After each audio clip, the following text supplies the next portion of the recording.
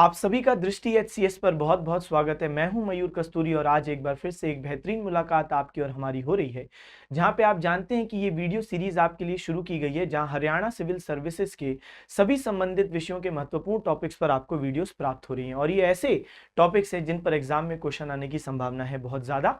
यहाँ पर आप देखेंगे कि वो बच्चे जो कि Haryana civil services exam 2027 target कर रहे हैं उनको तो निश्चित रूप से फायदा मिलेगा ही, मगर ऐसे बच्चे जो अन्य प्रतियोगी परीक्षाओं को टारगेट कर रहे हैं उनको भी फायदा मिलेगा।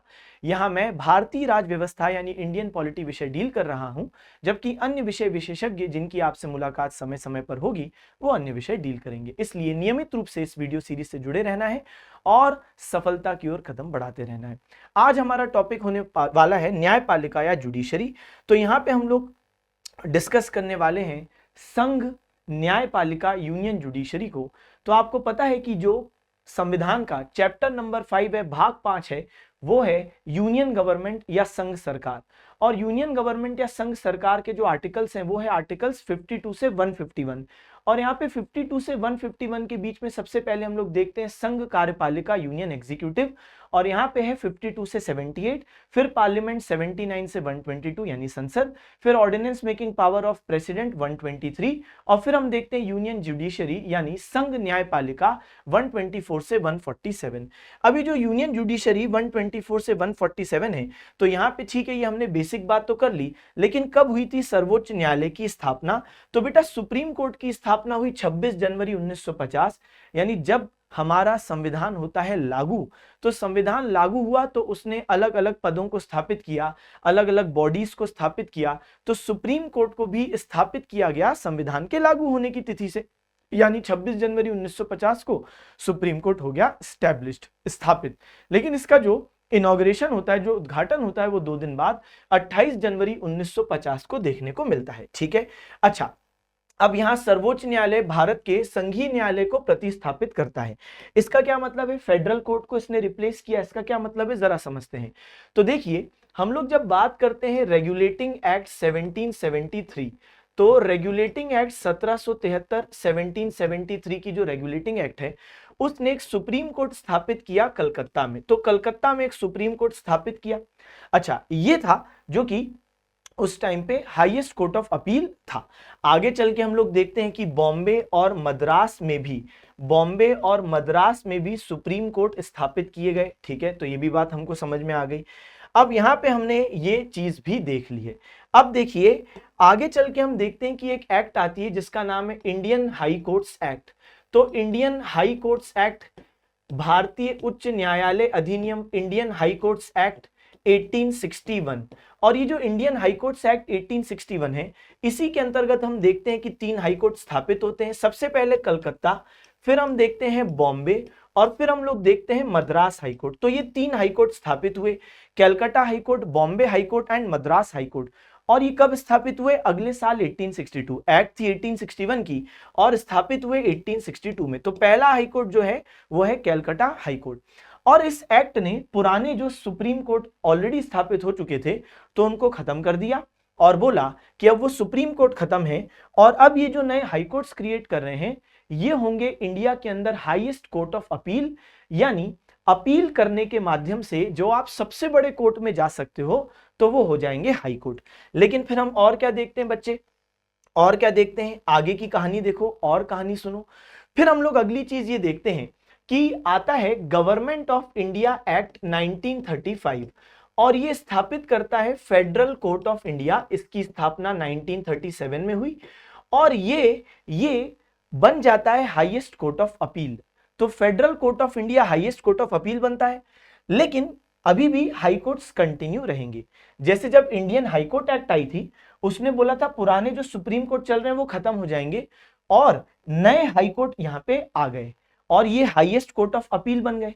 लेकिन जो फेडरल कोर्ट ऑफ इंडिया जब बना, तो पुराने कोर्ट्स को, हाई कोर्ट्स को खत्म नहीं किया, ये भी कंटिन्यू करेंगे, लेकिन हाईएस्ट कोर्ट ऑफ अपील बेटा अब कौन होंगे?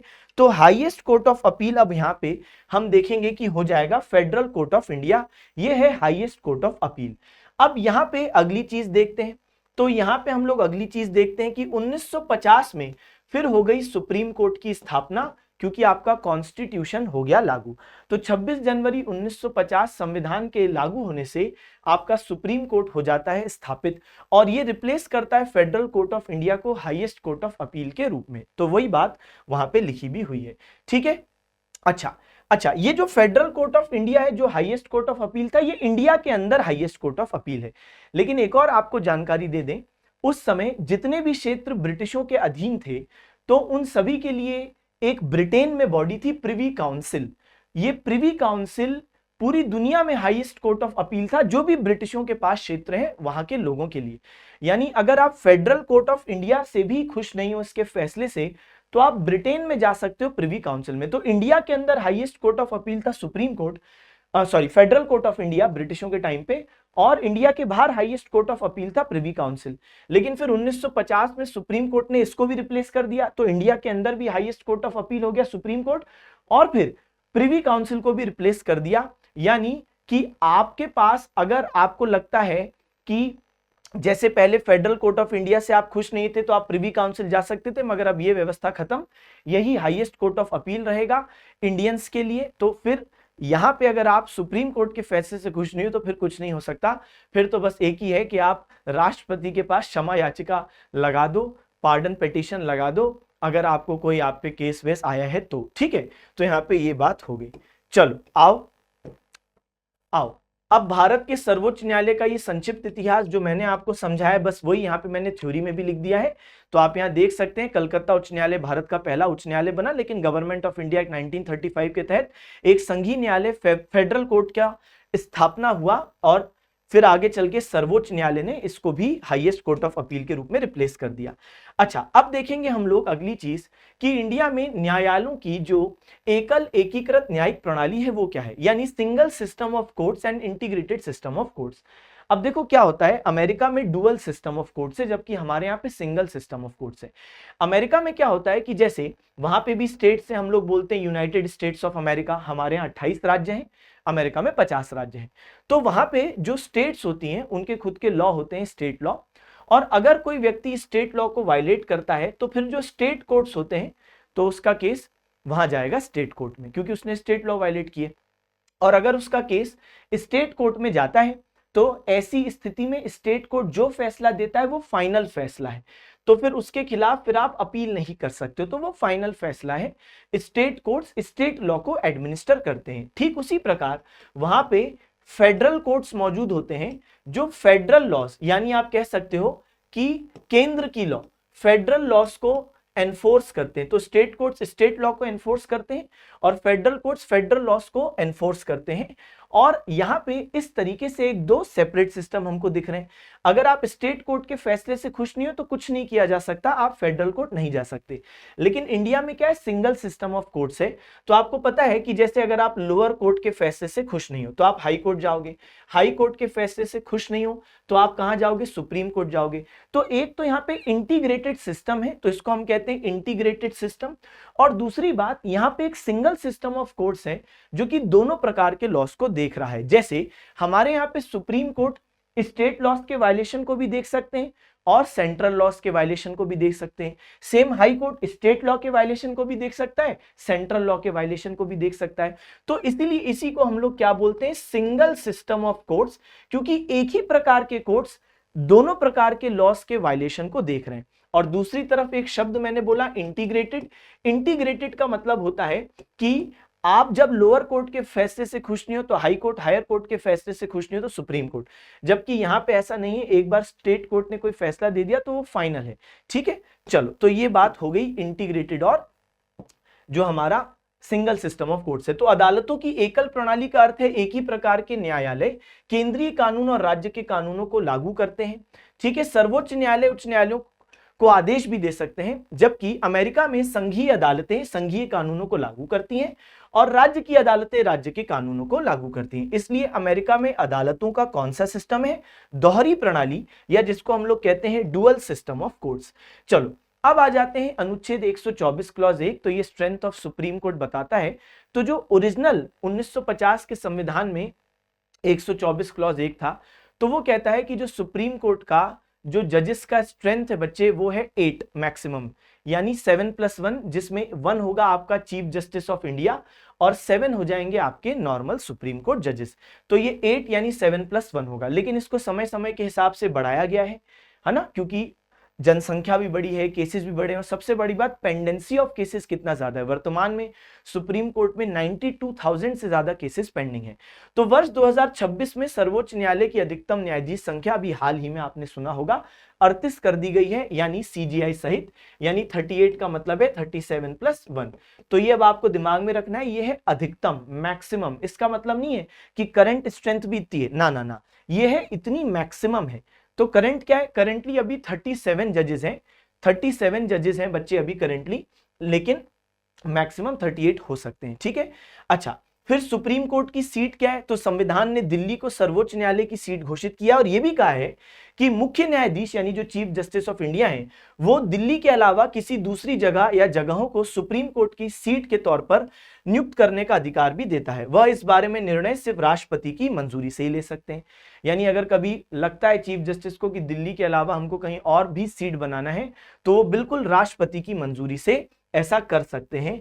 चलो अगली चीज देखें, ये वही चीज है जो अभी हाल ही में आपने सुना होगा कि सुप्रीम कोर्ट नंबर ऑफ जजेस अमेंडमेंट बिल 2026, तो बिल्कुल इसको कैबिनेट ने भी अप्रूवल दे दिया था। अच्छा, यहां पर हम लोग देखते हैं स्ट्रेंथ को इंक्रीज कर दिया गया था, स्ट्रेंथ को इंक्रीज कर दी गया था 34 से 38। ये तो 2019 की बात है। तो अभी 2026 में जो इंक्रीमेंट हुआ, तो 2026 से पहले 2019 में इंक्रीमेंट हुआ था, तब स्ट्रेंथ 31 से 34 की गई थी और अब उसको 34 से 38 कर दिया है। अच्छा, एक इंपॉर्टेंट बात है, स्टेटमेंट बेस्ड कभी क्वेश्चन आ जाए तो सुप्रीम कोर्ट का जो स्ट्रेंथ है उसको चेंज किया जा सकता है सिर्फ पार्लियामेंट के एक्ट के माध्यम से, संसद के अधिनियम के द्वारा ही। चलो अच्छा, एक यहां पे इंपॉर्टेंट बात, आज तक सुप्रीम कोर्ट में कोई भी महिला मुख्य न्यायाधीश नहीं हुई है, लेकिन करंटली एक जज है जिनका नाम है बीवी नागरत्ना, और अगर ये साल 2027 तक टिक जाते हैं, यानी कुछ अनहोनी नहीं होती, इनको हटाया नहीं जाता और शरीर से भी सब स्वस्थ रहती हैं, तो 2027 में पहली बार कोई महिला मुख्य न्यायाधीश सुप्रीम कोर्ट में आ जाएंगी। महिला जज तो हो चुकी है सुप्रीम कोर्ट में बहुत सारी, इनफैक्ट आपने एक क्वेश्चन भी देखा होगा, सुना होगा फैक्ट की, पहली सुप्रीम कोर्ट जज महिला कौन, तो यहां पे फातिमा बीबी। खैर, वो तो फर्स्ट सुप्रीम कोर्ट फीमेल जज हैं, लेकिन यहां पे आज तक कोई सीजीआई तो नहीं बना, लेकिन बीवी नागरत्ना बन सकती हैं। चलो अब अगली बात करते हैं, क्वालिफिकेशंस क्या है, अर्हता क्या है भाई, क्वालिफिकेशंस क्या है सुप्रीम कोर्ट का जज बनने के लिए। तो एक तो भारत का नागरिक यानी इंडियन सिटीजन होना चाहिए, वह किसी उच्च न्यायालय या एकाधिक उच्च न्यायालयों में कम से कम 5 वर्षों तक न्यायाधीश रहे हो। अब ये बहुत इंपॉर्टेंट बात है, सिटीजन होना कंपलसरी है, लेकिन यहाँ पे जो मैं सेकंड पॉइंट आपको बता रहा हूं, इसके अंतर्गत 3 कंडीशंस हैं, इनमें से कोई भी एक सेटिस्फाई होनी चाहिए। तो अगर किसी व्यक्ति को आज सुप्रीम कोर्ट का जज बनना है, तो या तो उसे हाई कोर्ट में जज के रूप में 5 साल का अनुभव हो मिनिमम। अच्छा, ये जो 5 साल का अनुभव है, ये जरूरी नहीं है कि एक ही हाई कोर्ट में हो, ये भी हो सकता है एक से अधिक हाई कोर्ट। जैसे मान लो बॉम्बे हाई कोर्ट में 2.5 साल का अनुभव है, इलाहाबाद हाई कोर्ट में 2.5 साल का अनुभव है, हो गए 5 साल, तो आप एलिजिबल हो जाते हो। या तो फिर हाई कोर्ट में एडवोकेट या वकील के रूप में बच्चे 10 साल का अनुभव हो, तो हाई कोर्ट में एडवोकेट या वकील के रूप में आपके पास 10 साल का अनुभव हो। या तो फिर आप राष्ट्रपति की नजरों में एक पारंगत विधिवेत्ता हो। पारंगत विधिवेत्ता का मतलब है डिस्टिंग्विश्ड ज्यूरिस्ट, कि जैसे मान लो कि आप एक ऐसे व्यक्ति रहे हो कि जिसने कोई बड़ा मैटर सॉल्व किया है दो कॉन्फ्लिक्टिंग पार्टीज के बीच, जैसे मान लो कोई युद्ध को आपने रुकवा दिया, या मान लो कोई नक्सलवाद का कोई इशू था तो वहां पे आपने उसको सॉल्व कर दिया, यानी किसी भी प्रकार से आपने अगर कोई ऐसा कुछ किया है कि राष्ट्रपति की नजरों में आप एक अच्छे ज्यूरिस्ट हो, तो यहाँ पे भी आप एलिजिबल हो जाते हो। संविधान में सर्वोच्च न्यायालय के न्यायाधीश के रूप में नियुक्ति के लिए कोई न्यूनतम आयु निर्धारित नहीं है। जैसे हम लोग देखते हैं प्रेसिडेंट बनना है तो 35 साल, वाइस प्रेसिडेंट बनना है 35 साल, लोकसभा का मेंबर बनना है 25 साल, राज्यसभा का मेंबर बनना है 30 साल, लेकिन ऐसा सुप्रीम कोर्ट के जज बनने के लिए कोई मिनिमम एज नहीं लिखी है। अच्छा, अब अगली चीज देखो, एक केस है सेकंड जजेस केस, ठीक है, तो न्यायाधीशों वाले दूसरे मामले, वहां पे बहुत इंपॉर्टेंट जजमेंट सुप्रीम कोर्ट ने दिया, और सुप्रीम कोर्ट ने कहा कि सीजीआई कौन अपॉइंट किया जा सकता है। जैसे मान लो कि कभी एक चीफ जस्टिस ऑफ इंडिया का जो कार्यकाल है वो समाप्त होने वाला है, आपको मालूम है, अब अगला सीजीआई कौन बनेगा, तो यहां पे हुआ क्या कि पहले प्रेसिडेंट जब अपॉइंट किया करते थे, अभी भी प्रेसिडेंट ही करते हैं, मगर पहले प्रेसिडेंट जब अपॉइंट किया करते थे तो वहां पे केंद्रीय मंत्री परिषद का बहुत बड़ा प्रभाव, इन्फ्लुएंस रहता था, जिसकी वजह से कई बार पॉलिटिकल इंटरफेरेंसेस देखने को मिले। कि जैसे मान लो कि कोई प्रधानमंत्री, उनका मंत्री परिषद किसी जज से खुश नहीं है तो उसको सीजीआई नहीं बनने दिया।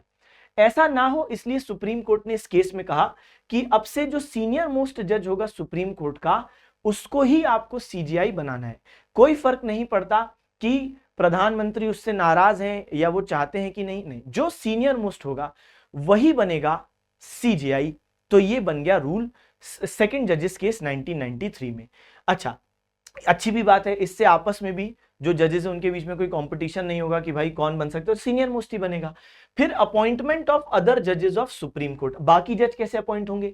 जैसे बाकी जजों में मान लो कि 2 वैकेंसी आ गई है ना, सीजीआई तो चलो है, लेकिन मान लो 2 पद सुप्रीम कोर्ट में खाली हैं जजों के, तो यहाँ पे बहुत सारे लोग एलिजिबल हैं। अभी हमने एलिजिबिलिटी देखी थी, बहुत सारे लोग एलिजिबिलिटी फुलफिल करते हैं कि 5 साल का आपका जज के रूप में अनुभव, या एडवोकेट के रूप में हाई कोर्ट में 10 साल का अनुभव, या पारंगत विधिवेत्ता, ऐसे तो बहुत सारे लोग हो जाएंगे। बिल्कुल सर, तो सब तो नहीं आ सकते ना, कौन आएगा?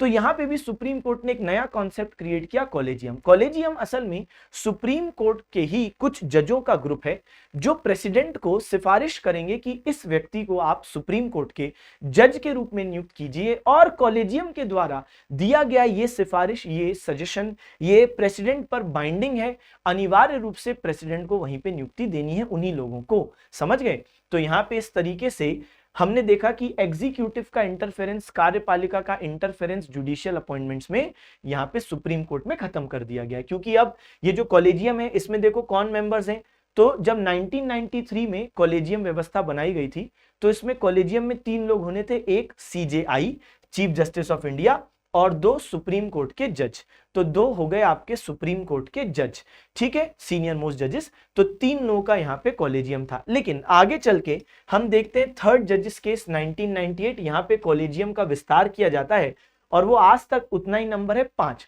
तो बेटा कॉलेजियम का नंबर कितना है? 5। 5 लोग होते हैं कॉलेजियम में जो कि डिसाइड करते हैं कि कौन सा व्यक्ति जज के रूप में सुप्रीम कोर्ट में आना चाहिए, और वो नाम प्रेसिडेंट को भेजते हैं। लेकिन अब ये कॉलेजियम में तो चलो 5 जज हो गए, एक CGI, 4 senior most supreme court जजेस।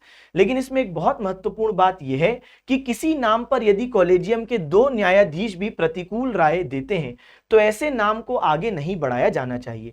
इफ इवन 2 जजेस of the collegium expresses an adverse opinion, मतलब मान लो इनमें से 2 जजों ने भी कह दिया कि नहीं साहब, वो जो जिस व्यक्ति के बारे में हम चर्चा कर रहे हैं उस पर तो करप्शन का केस था, या उसका एटीट्यूड सही नहीं है, या बहुत बैकलॉग्स हैं उसके पास, वो सीरियस नहीं है, ऐसे व्यक्ति को ऐसे व्यक्ति को फिर आगे उसका नाम प्रेसिडेंट को नहीं भेजना है। ठीक है, ये भी थर्ड जजेस केस में ही फैसला सुप्रीम कोर्ट ने दिया। अब देखो न्यायाधीशों का कार्यकाल, तो सर्वोच्च न्यायालय के न्यायाधीशों का कार्यकाल निर्धारित नहीं किया है।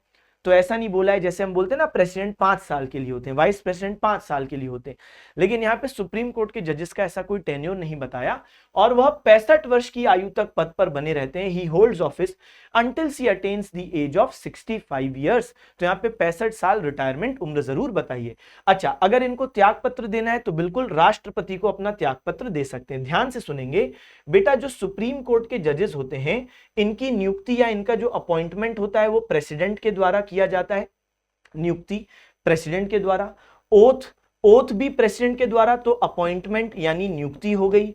फिर ओथ भी प्रेसिडेंट के द्वारा, अगर प्रेसिडेंट अवेलेबल नहीं है तो वो किसी और को बोल सकते हैं। जैसे मैंने आपको एक इमेज दिखाई थी जहां पे बीवी नागरत्ना को ओथ दिलवा रहे थे उस समय के चीफ जस्टिस एन.वी. रमन्ना। तो प्रेसिडेंट या तो खुद शपथ दिलवाएंगे या प्रेसिडेंट इस कार्य के लिए किसी को अपॉइंट कर सकते हैं। ठीक है, तो ये भी एक बात हो गई। ओके सर, इसके अलावा हम देखते हैं कि यहां पे अगर उनको रेजिग्नेशन देना है तो किसको रेजिग्नेशन देंगे? तो रिजाइन भी करना है सुप्रीम कोर्ट के जज को तो राष्ट्रपति को अपना इस्तीफा देंगे। फिर संसद की सिफारिश पर राष्ट्रपति द्वारा पद से हटाया भी जा सकता है, तो प्रेसिडेंट रिमूव भी कर सकते हैं। लेकिन ये इतना आसान नहीं है, और आप इस बात को समझें कि आज तक कोई सुप्रीम कोर्ट या हाई कोर्ट के जज को रिमूव नहीं किया गया और दोनों का रिमूवल प्रोसेस सेम है। अभी मैं आपको बताऊंगा। तो यहां पे संसद की सिफारिश पर रिमूव किया जा सकता है। अच्छा, शपथ सर्वोच्च न्यायालय के न्यायाधीश के रूप में नियुक्त व्यक्ति को अपना पद ग्रहण करने से पहले राष्ट्रपति द्वारा या इस प्रयोजन के लिए, इस काम के लिए नियुक्त किसी अन्य व्यक्ति के समक्ष शपथ लेनी होती। ठीक है, चलो अब यहां पे देखो, अनुच्छेद 124 क्लॉज 4 बात करता है सुप्रीम कोर्ट के जज को हटाने की प्रक्रिया। तो यहाँ पे प्रूव्ड मिसबिहेवियर या इनकैपेसिटी यानी सिद्ध कदाचार, अक्षमता, इसके आधार पे बेटा सुप्रीम कोर्ट के जजों को हटाया जा सकता है। अच्छा, अब यहाँ पे ये तो चलो ग्राउंड्स हैं, जैसे प्रेसिडेंट को हटाने के लिए ग्राउंड होता है वायलेशन ऑफ कॉन्स्टिट्यूशन, संविधान का उल्लंघन। यहां पर क्या है, तो सिद्ध कदाचार या अक्षमता। लेकिन पहले पार्लियामेंट अगर पास कर देती है विशेष बहुमत से, स्पेशल मेजॉरिटी से एक प्रस्ताव कि हाँ भाई इनके ऊपर जो सिद्ध कदाचार या अक्षमता की बात है ये सही है, ये पास करते हैं, तो अब ये तो आर्टिकल 124 क्लॉज 4 ने बस इतनी सी बात लिख दी, ग्राउंड्स बता दिए और बोला पार्लियामेंट स्पेशल मेजॉरिटी से प्रपोजल पास करे। लेकिन आगे चल के पार्लियामेंट 1968 में एक एक्ट पास करता है जिसका नाम है जजेस इंक्वायरी एक्ट, जहां पर सुप्रीम कोर्ट, हाई कोर्ट के जजेस को रिमूव करना और टफ बनाया गया है क्योंकि कुछ नई नई बातें डाली गई हैं। सुनिएगा, तो इसमें ऐसा बोला है कि सबसे पहली बात, कोई भी हाउस, भले ही लोकसभा हो या भले ही राज्यसभा हो, किसी भी हाउस में बेटा, किसी भी हाउस में सुप्रीम कोर्ट के जज को हटाने का प्रस्ताव इनिशिएट किया जा सकता है। लेकिन जिस भी हाउस में इनिशिएट किया जा रहा है तो वहां पे सबसे पहले तो जो चार्जेस लगाए आपने उस सुप्रीम कोर्ट के जज के ऊपर कि भैया ये आधार पे हम कह रहे हैं कि इसका मिसबिहेवियर है या ये आधार पे हमको लगता है कि अक्षमता है, तो वो आप चार्जेस लिखो। और अगर लोकसभा में रिमूवल प्रोसेस इनिशिएट हो रहा है तो उन चार्जेस पर 100 मेंबर्स के सिग्नेचर चाहिए, और अगर राज्यसभा में रिमूवल प्रोसेस इनिशिएट हो रहा है तो 50 मेंबर्स के सिग्नेचर चाहिए। ठीक है, अच्छा, ये तो हो गया स्टेप नंबर 1 कि आपने चार्जेस लिखे, साइन कर दिया। स्टेप नंबर 2, आप जो भी हाउस में इनिशिएट कर रहे हो वहां पे जो अध्यक्ष होगा, जो प्रिसाइडिंग ऑफिसर होगा, तो अगर लोकसभा है तो स्पीकर और अगर राज्यसभा है तो सभापति, तो जो भी प्रिसाइडिंग ऑफिसर होगा उसके पास आपको ये प्रस्ताव ले जाना है। अब उसके ऊपर है कि वो आपको हाँ बोले या ना बोले, तो वो आपको हाँ भी बोल सकता है, वो आपको ना भी बोल सकता है, तो बच्चे यस भी बोल सकता है और वो आपको नो भी बोल सकता है। जैसे मान लीजिए कि अगर उसने हाँ बोल दिया, मान लीजिए कि अगर उसने अप्रूव कर दिया कि ठीक है भाई हटाने का प्रस्ताव आगे बढ़ाते हैं, तो ऐसी स्थिति में अब वो जो प्रिसाइडिंग ऑफिसर है वो क्या करेगा बच्चे, तो जो पदासीन अधिकारी है अब वो एक कमिटी बनाएगा, 3 मेंबर कमिटी यहां पे बनाई जाती है। तो जो 3 मेंबर बेटा कमिटी, 3 मेंबर समिति यहां पे बनाई जाती है, तो इस 3 मेंबर कमिटी में कौन कौन होता है, तो एक चीफ जस्टिस ऑफ इंडिया यानी जुडिशियल लोग यहां पे मौजूद है, चीफ जस्टिस ऑफ इंडिया या सुप्रीम कोर्ट का कोई जज। ये प्रोविजन इसलिए डाला गया है कि मान लो कभी चीफ जस्टिस ऑफ इंडिया कोई हटाने का प्रस्ताव ला रहे हैं तो वो तो खुद नहीं बैठेगा ना कमिटी में, तो सुप्रीम कोर्ट के जज, फिर chief justice of a high court. तो हमें पता है कि 25 हाई कोर्ट हैं, तो 25 हाई कोर्ट हैं, तो उनमें कोई भी आप चीफ जस्टिस पकड़ लो तो उनका एक मेंबर, एक मतलब chief justice of a high court, और फिर एक वही डिस्टिंग्विश्ड ज्यूरिस्ट, एक पारंगत विधिवेत्ता, तो एक ये व्यक्ति होगा। अब मान लो इन्होंने इन्वेस्टिगेशन की और इनको लगता है कि हाँ बिल्कुल प्रूव्ड मिसबिहेवियर या अक्षमता है, तो फिर ये वापस हाउस को बता देंगे कि जिस भी हाउस में इनिशिएट हुआ था कि भाई यहां पे हमने अपनी फाइंडिंग्स में पाया है कि इनने कुछ गलत चीजें की हैं। अब वो जो भी हाउस है जिसने इनिशिएट किया था, जिसको कमिटी ने ये बता दिया कि आप आगे बढ़ो, अब वो स्पेशल मेजॉरिटी यानी विशेष बहुमत से प्रस्ताव पारित करेगी, और अगर इनने वो प्रस्ताव पारित कर दिया तो इसके बाद ये जाएगा प्रस्ताव किसके पास, राष्ट्रपति के पास, जो सिग्नेचर करेंगे, और फिर यहां पे आपका वो सुप्रीम कोर्ट या हाई कोर्ट का जज जो है वो रिमूव हो जाएगा। देखा कितना टफ प्रोसीजर है, इसलिए आज तक कोई रिमूव नहीं हुआ, ये भी कारण है। प्लस ये भी है कि भाई ऐसी परिस्थितियां बनी हैं कुछ बार, लेकिन फिर फाइनली या तो वो प्रस्ताव को अध्यक्ष ने हाँ ही नहीं बोला, या फिर कमिटी स्टेज के बाहर नहीं जा पाया, या फिर यहाँ पे मेजॉरिटी नहीं मिल पाई, इन कारणों से रुक गया। तो जजेस इंक्वायरी एक्ट रेगुलेट करता है procedure relating to removal of जजेस of supreme court, high court. A removal motion should be signed by 100 members in case of Lok Sabha and 50 members in case of Rajya Sabha. This is to be given to Speaker Chairman. Speaker Chairman may admit the motion or refuse to admit it. तो ये बात तो हमने discuss कर ली कि अध्यक्ष सभापति प्रस्ताव को स्वीकार या अस्वीकार कर सकते हैं। ठीक है, यदि प्रस्ताव स्वीकार कर लिया जाता है तो अध्यक्ष सभापति आरोपों की जांच के लिए 3 सदस्यीय समिति का गठन करेंगे, उनमें ये लोग होंगे। यदि समिति न्यायाधीश को दोषी पाती है तो सदन निष्कासन प्रक्रिया शुरू कर सकता है। संसद के प्रत्येक सदन द्वारा विशेष बहुमत से प्रस्ताव पारित होने के बाद प्रस्ताव राष्ट्रपति के समक्ष अनुमोदन के लिए प्रस्तुत किया जाता है और अगर राष्ट्रपति हस्ताक्षर कर देते हैं तो आपका सुप्रीम कोर्ट जज रिमूव्ड है। चलो और बात करो वेतन और भत्ते। तो सर्वोच्च न्यायालय के न्यायाधीशों के वेतन, भत्ते, विशेष अधिकार, पेंशन का निर्धारण संसद द्वारा समय समय पर किया जाता है, मगर कोई सुप्रीम कोर्ट जज जो बन चुका है बेटा, उसका सैलरी, उसका अलाउंसेस, उसके टेन्योर के दौरान उसके डिसएडवांटेज में चेंज नहीं किया जा सकता। यानी ऐसा नहीं हो सकता कि जैसे मान लो कि कोई सुप्रीम कोर्ट जज है और वो प्रधानमंत्री के खिलाफ कोई केस सुन रहा है और पता चला प्रधानमंत्री ने बदला निकालने के लिए उसकी सैलरी रिड्यूस कर दी, परेशान करने के लिए, नहीं कर सकते। तो ये अलाउड नहीं है, सिर्फ वित्तीय आपातकाल की कंडीशन को छोड़ के। अब फाइनेंशियल इमरजेंसी, पैसा ही नहीं है देश के पास तो एक अलग बात है, वरना अहित में परिवर्तित नहीं किया जा सकता। फिर एक बहुत इंपॉर्टेंट आर्टिकल है अनुच्छेद 126 कार्यवाहक मुख्य न्यायाधीश। तो अगर आपका जो sitting chief justice of India है तो अगर वो अवेलेबल नहीं है, एब्सेंट है, या फिर मान लो उसका पद रिक्त हो जाता है, डेथ हो गई है उसकी, रिमूव हो चुका है, रिजाइन कर दिया है, ऐसी स्थिति में तो जो बाकी सुप्रीम कोर्ट जजेस हैं उनमें से कोई बच्चे एक्टिंग चीफ जस्टिस बनेगा। तो राष्ट्रपति सर्वोच्च न्यायालय के किसी न्यायाधीश को कार्यवाहक मुख्य न्यायाधीश नियुक्त कर सकते हैं जब मुख्य न्यायाधीश का पद रिक्त हो गया हो या अस्थायी रूप से अनुपस्थित हो, ताकि उसके कार्यों का पालन किया जा सके। ठीक है, तो एक एक्टिंग चीफ जस्टिस यहां पे आ जाता है। जैसे प्रेसिडेंट अगर नहीं है, अनअवेलेबल है टेम्पररी, या फिर उनका पद वेकेंट है तो वाइस प्रेसिडेंट। तो वैसे यहां पर बच्चे एक्टिंग चीफ जस्टिस अनुच्छेद 126। अब आ जाओ एड हॉक जज, आर्टिकल 127 अनुच्छेद 127। एड हॉक जज क्या होता है? टेम्पररी जज। मान लो कि कभी ऐसा होता है कि सुप्रीम कोर्ट में वर्कलोड ज्यादा है ना, और केसेस की सुनवाई करने के लिए जजेस कम पड़ रहे हैं, तो यहाँ पे ऐसी स्थिति में हाई कोर्ट के जो जज हैं, जो एलिजिबल हैं, एलिजिबिलिटी पूरी करते हो सुप्रीम कोर्ट का जज बनने के लिए, ऐसे लोगों को टेम्पररी सुप्रीम कोर्ट में एड हॉक जज बना दिया जा सकता है ताकि वर्कलोड को देखा जा सके, है ना। अब मैंने ये क्यों बोला कि आप एलिजिबिलिटी पूरी करते हो, यानी सुप्रीम कोर्ट का जज बनने की जो एलिजिबिलिटी, यानी 5 साल का हाई कोर्ट के जज के रूप में अनुभव, या 10 साल का हाई कोर्ट के वकील के रूप में अनुभव, या पारंगत विधिवेत्ता, तो ऐसी कोई चीज आप पूरी करते हो। तो जब सर्वोच्च न्यायालय के किसी सत्र को आयोजित करने या जारी रखने के लिए स्थायी न्यायाधीशों की संख्या पर्याप्त ना हो, तो जो चीफ जस्टिस है, अच्छा अभी थोड़ी देर पहले हमने देखा था एक्टिंग चीफ जस्टिस, तो यहाँ पे अपॉइंटमेंट करता है प्रेसिडेंट, लेकिन यहाँ पे जो एडहॉक है, तो यहाँ पे बच्चे भारत के मुख्य न्यायाधीश किसी उच्च न्यायालय के न्यायाधीश को अस्थायी अवधि के लिए सर्वोच्च न्यायालय का तदर्थ न्यायाधीश नियुक्त कर सकते हैं। तो ध्यान रखना, एडहॉक जजेस की नियुक्ति कौन करता है बच्चा? तो एडहॉक जज की नियुक्ति करेगा सीजेआई एंड नॉट प्रेसिडेंट। लेकिन ऐसा संबंधित उच्च न्यायालय के मुख्य न्यायाधीश से परामर्श करने और राष्ट्रपति की सहमति के बाद ही किया जा सकता है। क्यों? क्योंकि जिस भी आप हाईकोर्ट से किसी जज को ला रहे हो सकता है वहां पे उस हाईकोर्ट के पास पहले बहुत ज्यादा वर्कलोड हो, इसलिए पहले उस हाईकोर्ट के चीफ जस्टिस से पूछ लो और साथ साथ राष्ट्रपति की भी सहमति हो। तदर्थ न्यायाधीश के लिए सर्वोच्च न्यायालय के न्यायाधीश होने की अर्हताएं पूरी करना आवश्यक है। ये बात तो अभी हमने जस्ट डिस्कस कर भी ली, एलिजिबिलिटी तो पूरा करना ही पड़ेगा।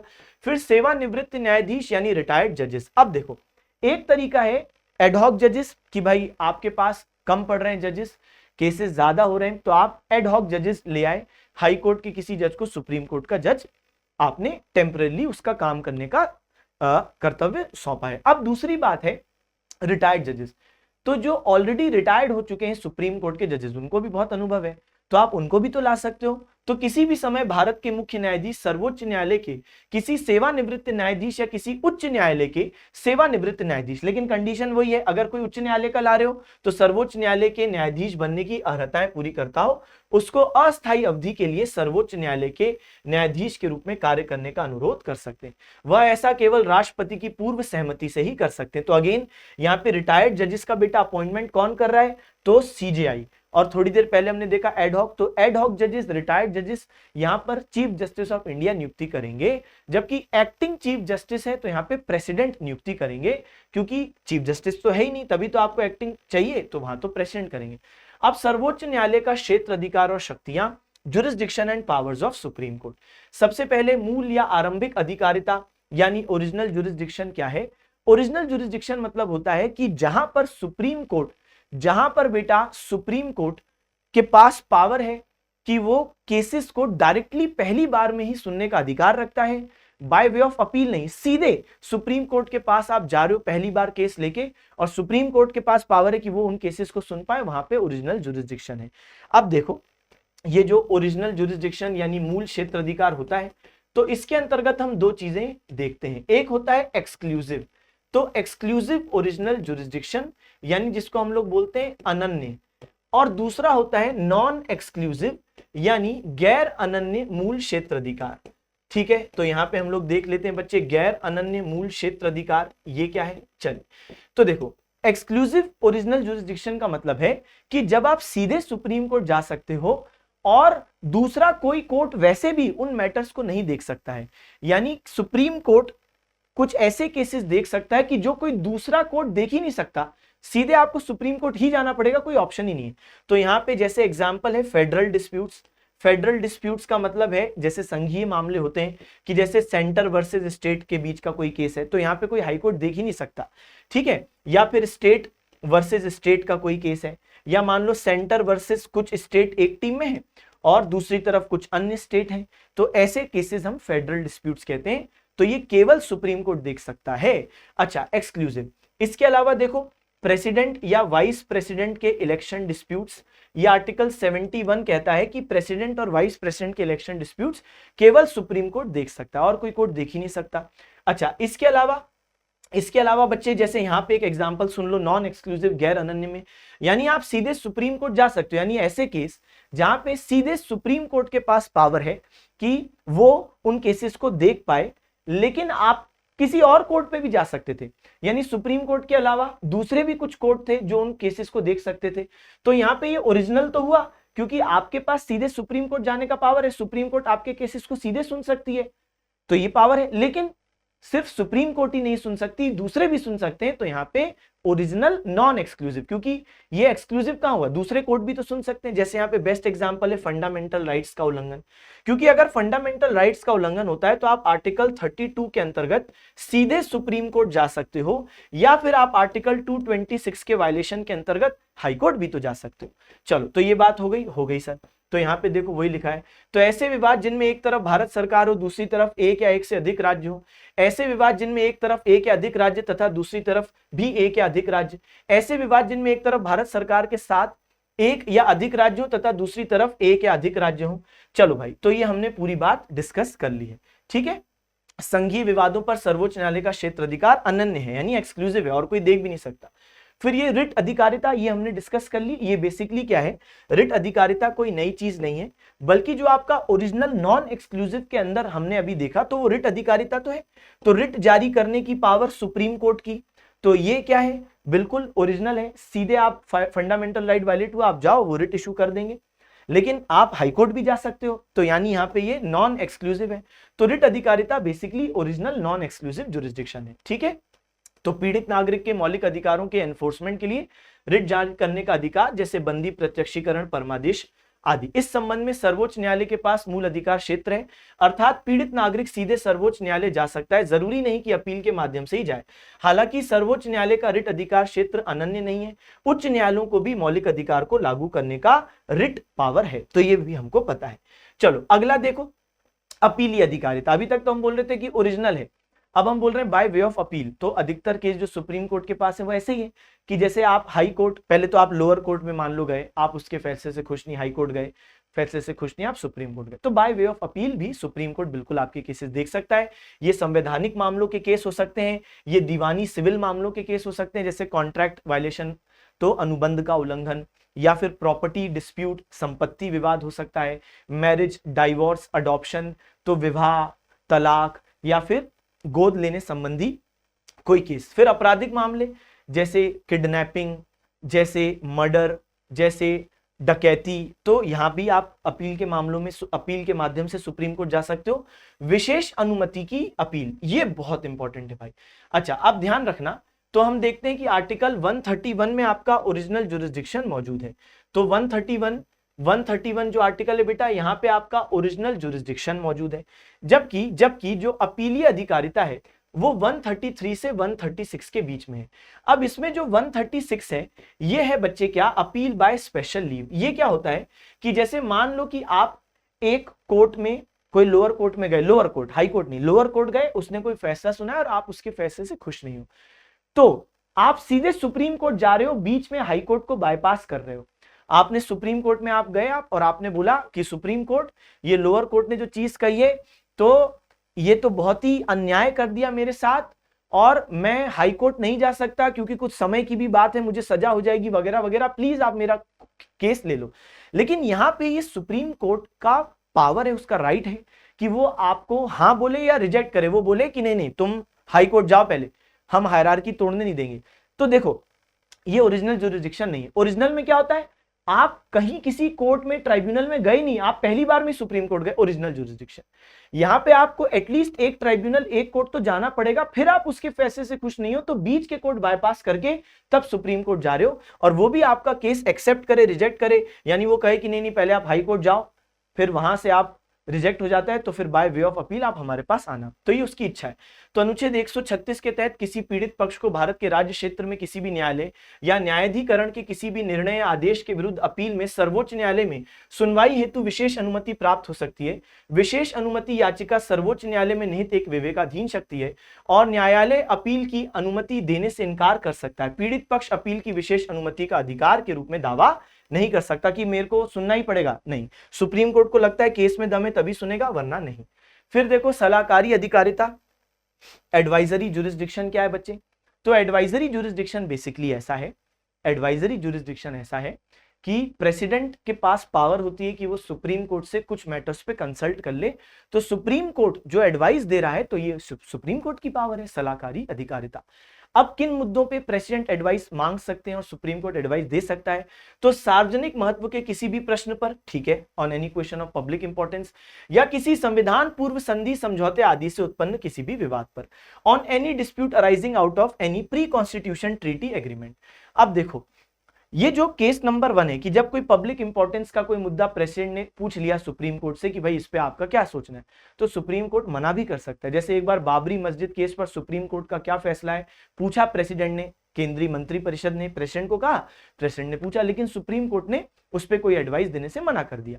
लेकिन अगर कोई संविधान पूर्व संधि, तो संविधान के आने से पहले अगर इंडिया ने कोई संधि की थी, उस पर कुछ क्वेश्चन प्रेसिडेंट पूछ रहे हैं, तब आपको जवाब देना ही पड़ेगा। तो यहां पे मना नहीं कर सकते, जवाब देना है। लेकिन दोनों ही परिस्थितियों में जो भी सुप्रीम कोर्ट ने एडवाइस दी है वो प्रेसिडेंट पर बाइंडिंग नहीं है, वो बाध्यकारी नहीं। ठीक है, चलो आगे बढ़े। यस सर, अगली चीज देखते हैं। हाँ, फिर देखो कोर्ट ऑफ रिकॉर्ड यानी अभिलेख न्यायालय, अनुच्छेद 129, बहुत इंपॉर्टेंट। तो ये बिल्कुल पावर है सुप्रीम कोर्ट के पास कि उसके वो केसेस को रिकॉर्ड के रूप में रख सकता है, डिजिटल रिकॉर्ड्स या हार्ड कॉपी रिकॉर्ड्स, तो ये उसके पास पावर है। सर्वोच्च न्यायालय के निर्णय, कार्यवाहियां, कार्य स्थायी स्मृति और साक्ष्य के लिए सुरक्षित रखे जा सकते हैं।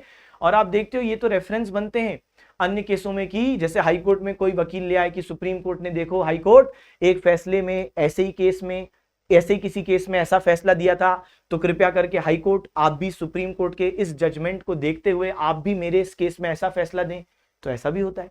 खैर, सर्वोच्च न्यायालय को अवमानना के लिए 6 महीने तक के सिंपल इंप्रिजनमेंट, साधारण कारावास या 2000 रुपए तक के जुर्माने या दोनों से दंडित करने का अधिकार है।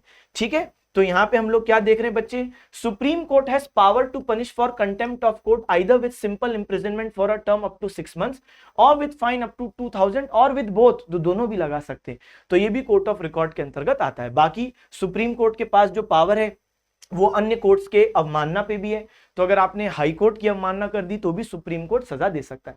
अब ये दो प्रकार की अवमानना कंटेम्प्ट होता है, एक होता है सिविल, एक होता है क्रिमिनल। क्या फर्क है? देखो सिविल यानी जिसको हम लोग कहते हैं दीवानी अवमानना, कि जैसे कोर्ट ने कुछ आदेश दिया, आपने उस आदेश को नहीं माना।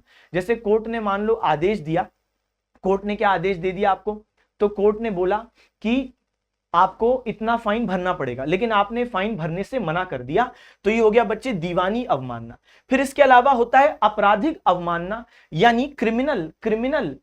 यहां पे जब हम अवमानना यानी कंटेम्प्ट की बात करें, तो जैसे मान लो आपने जुडिशियल प्रोसीडिंग चल रही थी और आपने जुडिशियल प्रोसीडिंग को क्या किया, रोकने की कोशिश की, या एडमिनिस्ट्रेशन ऑफ जस्टिस उसको रोकने की कोशिश की। जैसे सर उदाहरण बताइए, जैसे मान लो कि जज केस सुन रहा है किसी का, इतने में कोई व्यक्ति जो है कोर्ट के अंदर, तो वो चिल्लाने लगा तेज आवाज में, आपने सुना होगा बॉलीवुड मूवीज में बोलते हैं ऑर्डर ऑर्डर, वकील साहब आप अपने क्लाइंट को समझा दीजिए वरना हम कंटेम्प्ट का चार्ज लगाएंगे।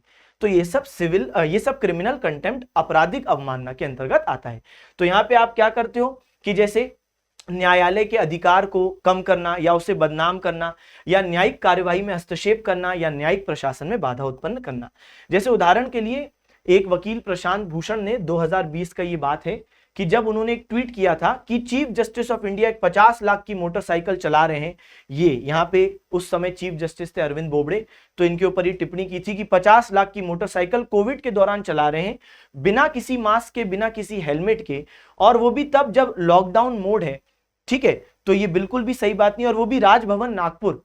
तो क्योंकि गवर्नर तो एक एग्जीक्यूटिव है और आप जुडिशियरी हो, तो सेपरेशन होना चाहिए, वरना जनता का तो विश्वास उठ जाएगा कि भैया ये लोग तो मिले हुए हैं। तो इनने ये ट्वीट किया। अब सीजीआई को इतना बुरा लगा, सुप्रीम कोर्ट को इतना बुरा लगा, इन पर कंटेम्प्ट का चार्ज लगा दिया था। ठीक है, जबकि कोई गलत चीज तो नहीं लिखी थी कि लोग अंदर हैं और आप लॉकडाउन में बाहर घूम रहे हो, आप खुद कानून तोड़ रहे हो, मास्क पहना नहीं, हेलमेट पहना नहीं, वो भी राजभवन में हो। तो इस प्रकार इन पे तब भी कंटेम्प्ट लगाया गया था। फिर सुप्रीम कोर्ट की अन्य शक्तियां, वही जैसे राष्ट्रपति उपराष्ट्रपति के चुनाव संबंधी विवाद देख सकते हैं।